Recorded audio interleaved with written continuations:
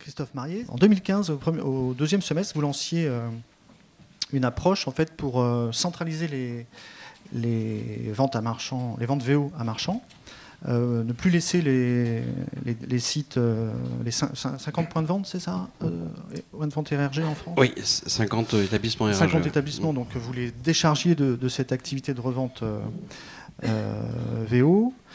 Sans faire appel aux enchéristes, puisque vous aviez votre propre site de revente rrgprovo.com. Alors, pas tout à fait, parce qu'effectivement, à chaque fois que je me déplace, je viens avec BCA, Arnaud, puisqu'on vient tous les jours ensemble. On ne se sépare plus. Non, je fais une partie de vente avec les partenaires en chair, BCA et d'autres. Ouais. Bon, tant mieux pour eux. Donc ça représente un volume de 60 000 VO par an, ouais. À comparer à 150 000 VO à particulier Non, ça c'est l'objectif, mais on n'en est pas encore là. Non, on fait 72 500, enfin sur 2016, 72 500 VO à marchand, et un petit peu moins d'ailleurs de 60 000 à particulier, pardon, et un petit peu moins de 60 000 à marchand, ce qui est totalement l'inverse de ce qu'on faisait il y a 3 ans, puisqu'on était plutôt à 70 000 marchands et 50-55 000 particuliers. Et c'est grâce au fait que vous ayez déchargé les concessions C'est ce que j'explique à mon patron. Oui, plus sérieusement, effectivement, dans le cadre du projet, on a voulu libérer les chefs de vente et les laisser libres de se concentrer uniquement sur la vente à particulier et de centraliser l'offre de toutes les autos d'RRG pour les recommercialiser sur un site. Avec une politique commerciale, etc. Et puis une démarche marketing qui était assez nouvelle dans le monde du marchand, en tout cas chez nous. Voilà. Alors cette démarche, ça vous a permis aussi de mieux appréhender les valeurs de marché, puisque via votre site à marchand, vous avez vos propres systèmes de cotation. Et ça vous a amené aujourd'hui à créer une cellule de cotation en interne. Oui, alors en fait, ce qui nous a conduit à amener ce projet-là, il est inhérent au fait qu'on ait retiré la vente marchand des établissements RRG, et donc on a coupé ce lien entre le marchand et le chef de vente de proximité. Et donc le risque qu'on prenait en faisant ça, c'était qu'il se sépare au fur et à mesure des valeurs de marché. Voilà, puisqu'il me confie la vente, ce qu'il attend de moi, c'est uniquement du produit, et globalement, les prix de vente, il les suit que quand ça perd. Voilà. Mais en tout cas, quand ça gagne, globalement, chaque ligne n'est pas analysée en profondeur. Donc le risque, c'était de prendre le risque que nos chefs de vente se séparent ou s'éloignent de la vraie valeur marchande, puisque c'est plus eux qui font ça au quotidien. Donc ça, c'était le premier risque. Le deuxième risque, et ça, on le subit tous malheureusement, c'est qu'en fait, on a un turnover vendeur qui est quand même assez régulier. Enfin, en tout cas, pour RRG, sur 1200, on en perd à peu près 10% par an. Donc ça fait quand même plus d'une centaine de vendeurs à former. On a beaucoup de mal.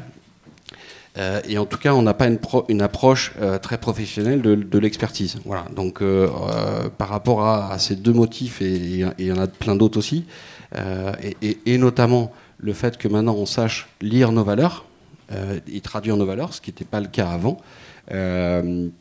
toutes ces raisons-là nous ont conduit à se poser la question de mettre un outil en place de cotation. Alors, on n'invente rien, puisque nos amis l'ont fait bien avant nous et d'autres l'ont fait. La question qu'on s'est posée, c'est est-ce qu'on sous-traite ou est-ce qu'on le fait nous ? Et on a décidé de le faire nous, voilà, tout en utilisant aussi les valeurs de nos partenaires, puisqu'ils me vendent des voitures, donc je sais quelle est leur performance, etc. Donc ça permet de comparer et surtout d'optimiser la valeur de revente, quel que soit le canal. Voilà. Oui, donc, alors, vous utilisez les valeurs... donc, vous avez créé cette cellule qui compte une douzaine ou une quinzaine de personnes. En fait, le projet, ça consiste à mettre une appli en ligne, accessible sur... chez nous, ils ont des iPhones, les vendeurs, donc voilà, sur Apple Store. Donc, tout le monde va venir chercher l'appli, en tout cas notre réseau interne, et puis ils vont faire parcourir une expertise via une application web, tout simplement, qui consiste à identifier la voiture avec nos amis d'Autovista. Je fais aussi un petit peu de... Voilà. De pouvoir identifier le véhicule. Donc ça, c'est déjà un grand pas en avant, parce que identifier une voiture aujourd'hui pour un vendeur, c'est un problème. Et c'est un problème qui coûte cher. Puisque moi je gère les retours aussi de ce que je vends, et parfois quand je vends une voiture qui est rouge alors qu'elle arrive bleue, bon, si le bleu lui plaît, globalement il ne va pas me rappeler. Par contre, si ça ne lui plaît pas, il me rappelle pour me retirer un petit peu de sous. Donc ça sous-entend qu'on se trompe dans le bon sens comme dans le mauvais sens quand on achète une voiture, et donc quand on la vend derrière. Donc pouvoir identifier les autos, c'était quand même le principal motif. Ensuite, donc là il suffit de mettre la plaque d'immatriculation. Ça, je pense que tout le monde connaît. Enfin, en tout cas, j'espère que Guillaume a fait un peu de prospection. Il suffit de mettre une IMAT et un numéro de série pour avoir le bon auto. Voilà. Donc c'est encore un petit peu cher. L'interrogation de l'auto. On a tout glissé, hein. Tu m'avais dit ça, donc ça c'est à moi. Donc c'est encore un petit peu cher, mais c'est essentiel. Et finalement, par rapport effectivement à ce que ça nous coûte derrière, finalement c'est pas grand-chose. Bon, même si un argument. Non, voilà, identifier la bonne auto déjà pour le client, ça le rassure. Voilà, on n'est pas, on tire pas l'auto vers le bas ou vers le haut. On a la bonne auto, et puis derrière, on lui fait faire un parcours via l'expertise qui consiste à prendre des photos. Et puis derrière, il envoie le lead, et il y a une cellule de cotation humaine qui, à l'appui d'outils algorithmes le plus puissants possible, et ça se construit avec le temps, est appuyé d'une force humaine, parce que on a pris parti de dire que les mathématiques ne feront pas tout, enfin en tout cas pour l'instant. Donc il y a des humains, enfin une cellule de cotation humaine qui derrière va valider l'offre qui sera faite, et on retournera donc le prix de reprise au réseau. Et évidemment, on peut aussi marketer l'offre, puisque on saura dans le parcours si il vient acheter un véhicule neuf chez nous, lequel. Et on pourra coupler avec les opérations marketing du moment si on veut. Voilà, c'est-à-dire qu'en fait, la voiture vaut X, on a une aide de 1000, ben on fera X plus 1000 et on renverra cette valeur-là. Et on pourra aussi faire des opérations commerciales sur du VO, du déstockage, etc., où on ciblera. Et donc on peut coupler du market avec cette offre-là. Et on peut surtout éviter de nous faire la concurrence entre nous. Et ça, c'est important parce que, par exemple, sur Paris, il n'y a que nous, en gros. Enfin, dans Paris, Intramuros, c'est Première Couronne. Et finalement, notre premier concurrent, c'est pas Peugeot, c'est nous-mêmes. Donc, une fois qu'on aura capté une IMAT, on saura dire au vendeur qui recevra donc le client pour la deuxième fois dans un autre point de vente, on lui donnera le même prix. Voilà, tout à fait. Qui sera, pour le coup, nous, un engagement, puisqu'on est en interne. Donc le but, c'est de faire plus de reprises et de transformer. Le but, c'est d'être plus proche. On est assez surpris parfois de nos valeurs de vente, positivement ou d'ailleurs à l'inverse, des fois on se plante. Ça, il faut que ça nous serve d'expérience. Et il y a pas mal de voitures sur lesquelles effectivement on est capable d'aller chercher des valeurs de reprise qui sont proches du marché. Et le marché, notamment toute marque, c'est difficile à appréhender, sachant que nous, on n'est que Renault. Donc une Renault, on va dire que moins de 5 ans, on maîtrise un peu. 5-8 ans, c'est déjà un peu moins sûr. Et en tout cas, plus de 8 ans, c'est plus chez nous. Donc c'est le marché marchand, c'est le marché particulier. Donc il faut qu'on s'inspire de toutes ces valeurs-là pour leur acheter le bon prix. Vous me disiez oui, que le vendeur n'était pas forcément sur des voitures qu'il ne connaissait pas très bien. Il n'est pas à l'aise. Beaucoup de vendeurs considèrent qu'avoir une reprise, c'est déjà la première emmerde en fait. Donc là, vous avez la moitié qui dit vous avez le bon coin, allez la vendre. C'est plus simple, ça dure 30 secondes, et j'ai évacué un problème. Et le naturel de l'homme étant fait qu'on évacue les problèmes le plus possible, on a déjà la moitié qui l'évacue. Voilà. Donc on veut considérer que c'est pas un problème, c'est surtout pas un problème, et on a de grandes ambitions effectivement de percer beaucoup plus. Il faut une app plus simple, il faut que ça fonctionne, etc. Mais ça c'est de la technique et puis on se rôde, on va se planter, on va se corriger, enfin bref. Mais en tout cas il faut que ça soit fluide, puisqu'on imagine la deuxième étape, aller peut-être sur un marché d'achat auprès du particulier. Ça veut dire sur Internet. Ça veut dire que c'est une autre étape. Oui. Non, mais ça veut dire c'est 100. Ça veut dire qu'en fait, comme le disait très justement, on a Aramis qui était du pure payeur qui s'est mis à faire de la vente de voitures, qui s'est mis à faire des garages. Nous, on va faire l'inverse en fait. Mais je l'avais déjà dit, je ne sais plus si j'étais avec Arnaud, que nous, on est garagistes, on va faire un petit peu de market sur Internet pour répondre à l'ensemble de nos panels clients qui finalement, nous, on connaît le client qui vient nous voir en concession, un peu à l'ancienne, et tous ceux qui ne veulent pas venir pour des raisons diverses ou qui veulent acheter 100% web, etc. Et je pense qu'il en faudra pour tout le monde. Il faut qu'on puisse répondre finalement aux demandes du client, qui n'est pas forcément je veux un site vert et un site bleu. Hein, j'ai envie d'un site multicouleur et je veux pouvoir choisir comme j'ai envie. Voilà. Donc, et le vendeur, sur la reprise, comme il n'est pas à l'aise, on va faire en sorte qu'il ne soit pas incontournable pour notre business. Je reprends un chiffre quand même que vous m'aviez communiqué. C'est 180 000 offres de reprise par an, à peu près. On estime, mais là encore, comme ils en avaient vécu 1 sur 2, c'est pas facile. Donc on a estimé, peut-être, on s'est projeté, on s'est dit, en faisant un test, puisqu'on a fait un test sur 2 établissements, et on s'aperçoit que globalement, on devrait arriver, en tout cas pour R1G, 1200 vendeurs, 180 000 offres, voilà. Donc c'est à peu près le chantier qu'on va lancer.